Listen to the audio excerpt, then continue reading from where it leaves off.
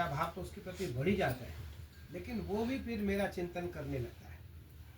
जैसे आप किसी चीज़ का रात्रि में, दिन में चिंतन करो, खूब चिंतन करो, एक समय ऐसा आएगा कि रात में आपको स्वप्न में वो आने लगता है। तो भगवान भी वैसे ही कहते हैं, यथा माम प्रपद्यन्ते तांस तथैव भजाम्यहम्। जो मुझको भजता है, मैं धीरे धीरे धीरे धीरे उसका चिंतन करने लगता हूँ, उसका चिंतन करने लगता हूँ।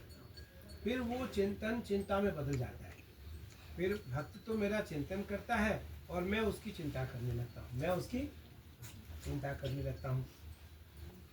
तो इसलिए भगवान के नज़दीक और भगवान के समीप रहने वाला प्राणी भगवान को बताने वाला है।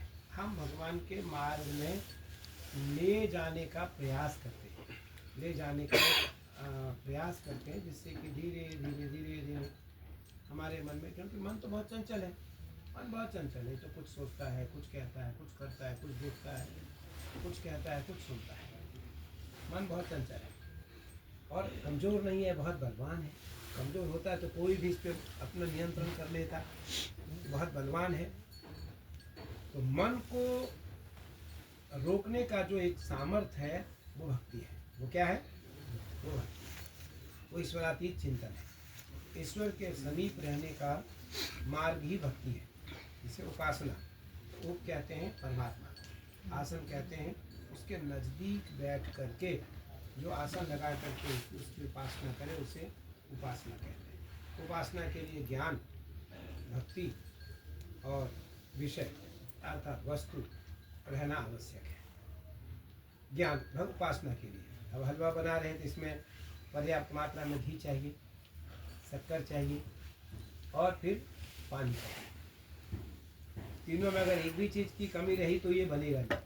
ये और उसके बाद भाव चाहिए। उसके बाद क्या चाहिए? भाव चाहिए। अगर भाव अच्छा नहीं रहा तो ये जल जाएगा, कच्चा रह जाएगा।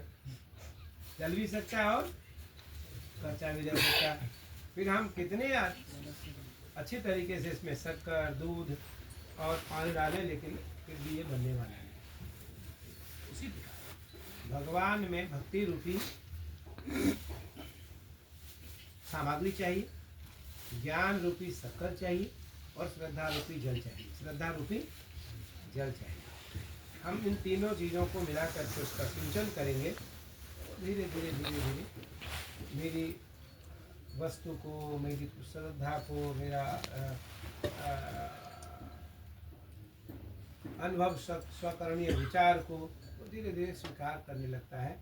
और एक समय ऐसा आता है कि वो मेरे प्रति अनुराग रखने लगता है। पंडित जी को बुलाए, कैलेंडर